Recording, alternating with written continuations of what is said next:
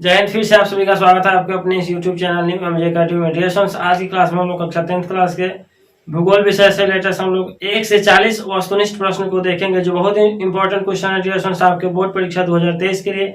इसलिए dear students आप इन 40 question को लिखकर बहुत ही अच्छे ढंग से याद कर लीजिए, ताकि बोर्ड परीक्षा में आपसे जो भी क्वेश्चन है आपसे नहीं छूट सके। डियर स्टूडेंट्स, तो चलिए देर न करते हम लोग वीडियो को स्टार्ट करते हैं और देखते हैं वो 40 क्वेश्चन कौन है जो बोर्ड परीक्षा 2023 के लिए इंपॉर्टेंट क्वेश्चन है। डियर स्टूडेंट्स, 1 नंबर क्वेश्चन है, कोयला किस प्रकार का संसाधन? कोयला किस प्रकार का संसाधन है? तो अनवीकरणीय संसाधन। कोयला एक बार उपयोग करने के बाद दोबारा पुनः आप उसका उपयोग नहीं कर सकते हैं, इसलिए कोयला क्या है? अनवीकरणीय संसाधन है। दूसरा नंबर क्वेश्चन है, सौर ऊर्जा कौन सा संसाधन है? सौर ऊर्जा कौन सा संसाधन है? तो सौर ऊर्जा पुनः पूर्ति योग्य संसाधन है। तीसरा नंबर क्वेश्चन है, तट रेखा से कितने किमी क्षेत्र की सीमा अपवर्जक अपमार्जक आर्थिक क्षेत्र कहलाता है? तो ये 200 किलोमीटर का जो क्षेत्र होता है तट रेखा से, वो अपमार्जक अपवर्जक क्षेत्र कहलाता है। चौथा नंबर मेरा क्वेश्चन है, पेट्रोलियम किस प्रकार का संसाधन है? तो पेट्रोलियम का भी उपयोग आप दोबारा नहीं कर सकते हैं, तो ये भी क्या हो गए? अनवीकरणीय संसाधन हो गए। चलते हैं हम लोग 5वें नंबर क्वेश्चन की ओर। 5वें नंबर क्वेश्चन है, कौन सी मिट्टी सर्वाधिक उपजाऊ होती है? तो कौन सी मिट्टी 6 प्रकार के होते हैं, जिसमें से जलोढ़ मिट्टी जो होते हैं सर्वाधिक उपजाऊ मिट्टी होती है। जलोढ़ मिट्टी जो होती है इसमें सब फसल के लिए लगभग उपयोगी होती है, इसलिए यह मिट्टी बहुत ही ज्यादा उपजाऊ होती है। 6वां नंबर मेरा क्वेश्चन है, काली मिट्टी का दूसरा नाम क्या है? काली मिट्टी का जो दूसरा नाम है हम लोगों का रेगो मृदा, जो काली मिट्टी का दूसरा नाम है। कपास की खेती के लिए यह मिट्टी बहुत ही उपयुक्त होती है। 7वां नंबर मेरा क्वेश्चन है कि मरुस्थलीय मृदा का विस्तार किस राज्य में है? मरुस्थलीय मृदा का विस्तार जो है किस राज्य में है? तो राजस्थान में मरुस्थलीय मृदा का विस्तार दिया हुआ। 8 नंबर क्वेश्चन है, सोपानी कृषि किस राज्य में प्रचलित है? तो सोपानी कृषि जो है उत्तराखंड में प्रचलित है। सीढ़ीनुमा खेती उत्तराखंड में प्रचलित है। 9 नंबर क्वेश्चन है, पंजाब में भूमि निम्नीकरण का मुख्य कारण क्या है? तो पंजाब में भूमि निम्नीकरण का मुख्य कारण जो है अधिक सिंचाई के कारण वहां की फसलें जो है भूमि निम्नीकरण होती है। 10 नंबर क्वेश्चन है, कौन सी मिट्टी कपास की खेती के लिए उपयुक्त मानी जाती है? सर्वोत्तम मानी जाती है, अर्थात काली मिट्टी जिसको हम लोग रेगो मृदा भी कहते हैं, वही जो रेगो मृदा है ये कपास की खेती के लिए उपयुक्त मानी जाती है। 11 नंबर क्वेश्चन है, भारत में कम से कम कितने करोड़ हेक्टेयर भूमि का क्षरण हो चुका है? भारत में कम से कम कितने करोड़ हेक्टेयर भूमि का क्षरण हो चुका है? तो 13 करोड़ भूमि हेक्टेयर का क्षरण हो चुका है। 13 करोड़ भूमि का क्षरण हो चुका है भारत देश में। अब हम लोग 12 नंबर क्वेश्चन को चलते हैं, मेढक के प्रजनन के नष्ट करने वाले रसायन को क्या कहते हैं? तो मेढक के प्रजनन को नष्ट करने वाले रसायन को एंड्रीन कहते हैं। ये क्वेश्चन बहुत बार आ चुका है, मेढक के प्रजनन को नष्ट करने वाले, इसलिए आप इसे याद जरूर रखिए। देश के बांधों को 13 नंबर क्वेश्चन है, देश के बांधों को किसने भारत का मंदिर कहा था? तो देश के बांधों को पंडित जवाहरलाल नेहरू जी ने भारत का मंदिर कहा था। 14 नंबर क्वेश्चन दिया हुआ है, कुल जल का कितना प्रतिशत भाग महासागरों में निहित है? तो 96.5% जो भाग है जल का ये महासागरों में पाया जाता है। 15 नंबर क्वेश्चन है, बिहार में अति जल दोहन से किस तत्व का संकेंद्रण बढ़ा है? बिहार में अति जल दोहन से किस तत्व का संकेंद्रण बढ़ा है? तो आर्सेनिक का संकेंद्रण बढ़ा है। 16 नंबर क्वेश्चन की ओर हम चलते हैं, प्राणियों के शरीर में यानी मनुष्य के शरीर में कितना प्रतिशत जल निहित होता है? तो 65% जल जो है मनुष्य के शरीर में निहित होता है। 17 नंबर क्वेश्चन की ओर हम चलते हैं, विश्व की कितनी प्रतिशत जनसंख्या जो है भारत में निवास करती है? तो विश्व की 16% जनसंख्या जो है केवल भारत देश में निवास करती है। 18 नंबर क्वेश्चन की ओर हम चलते हैं, भारत की स्थिति रिपोर्ट 2005 के अनुसार भारत में वन का विस्तार कितना था? भारत में वन का विस्तार 2005 के अनुसार कितना है? तो 20.60% भौगोलिक क्षेत्र पर 2005 के अनुसार वन स्थिति रिपोर्ट 2005 के अनुसार 20.60% भौगोलिक क्षेत्र पर भारत में वन थे। चलते हैं हम लोग 19 नंबर क्वेश्चन की ओर, भारत के किस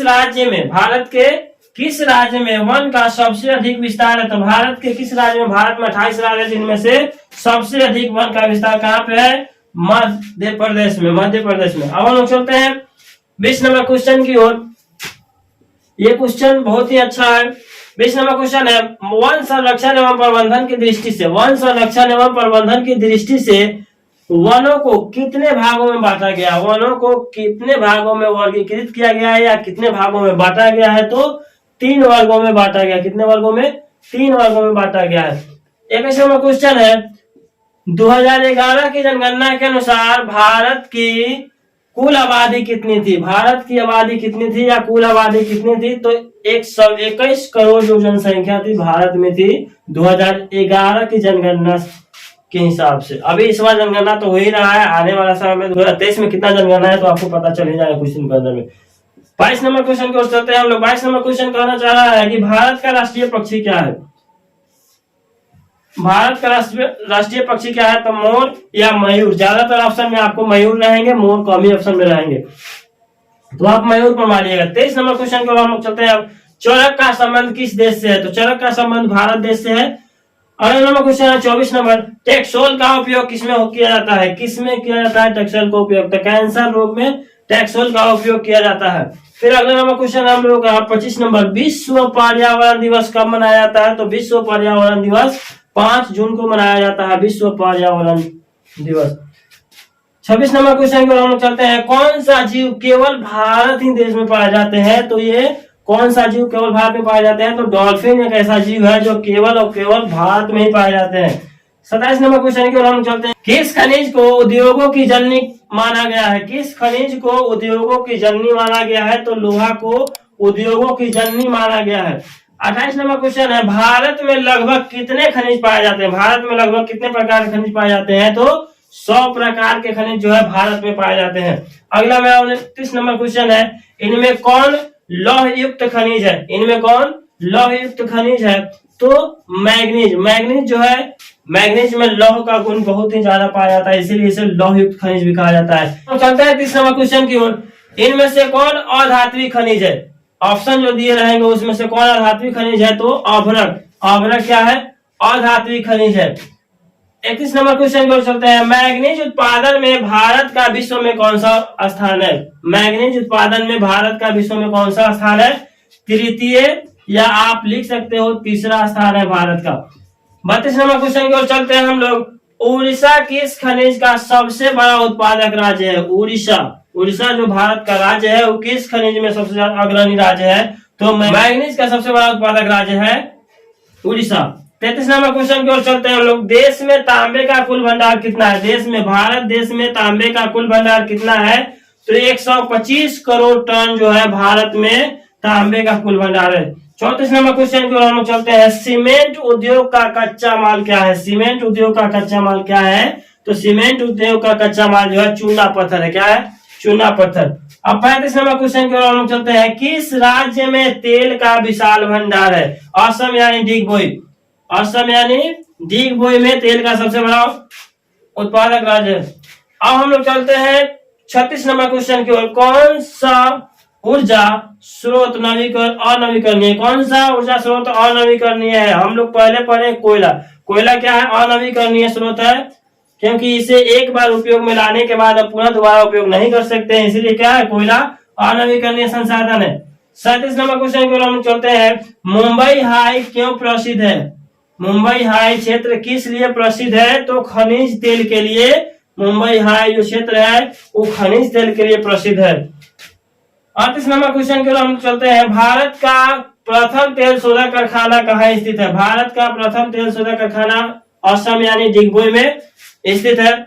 अब हम चलते हैं 39 नंबर क्वेश्चन की ओर, प्राकृतिक गैस किस गैस के साथ पाया जाता है, प्राकृतिक जो गैस होते हैं किस गैस के साथ पाया जाता है, तो ये पेट्रोलियम के साथ पाया जाता है, किसके साथ पाया जाता है, पेट्रोलियम गैस के साथ। अब 40 नंबर क्वेश्चन की ओर हम चलते हैं, जो इस वीडियो का लास्ट क्वेश्चन है, बहुत इंपॉर्टेंट क्वेश्चन है, भारत में कोयले का सर्वप्रमुख उत्पादक राज्य कौन है, भारत में कोयले का सर्वप्रमुख उत्पादक राज्य कौन है, तो कोयले की खान कहा जाने वाला नगरी जो है झारखंड को, झारखंड को भारत के कोयले का सर्वप्रमुख उत्पादक राज्य कहा जाता है, क्योंकि यह काला सोना का राज्य है। काला सोना यानी कोयला, काला सोना का मतलब क्या होता है, कोयला। डियर स्टूडेंट्स, आज की इस वीडियो में हम लोग कक्षा 10th क्लास के भूगोल विषय से रिलेटेड हम लोग 1 से 40 वस्तुनिष्ठ प्रश्न का अध्ययन किया, जो बहुत ही इंपॉर्टेंट क्वेश्चन थे। डियर स्टूडेंट्स, उम्मीद है आप ये 40 क्वेश्चन को अच्छे से समझ पाएंगे। डियर स्टूडेंट्स, आज के वीडियो में इतना ही। अगर आपको ये वीडियो अच्छी लगी हो तो प्लीज चैनल को सब्सक्राइब कीजिए, वीडियो को लाइक कीजिए तथा शेयर कीजिए, ताकि मेरी हर पावरफुल वीडियो आपके पास इसी तरह सफलतापूर्वक पहुंचते रहे। डियर स्टूडेंट्स, आज की क्लास में इतना ही। फिर मिलते हैं हम लोग अगले वीडियो में, तब तक के लिए धन्यवाद। जय हिंद।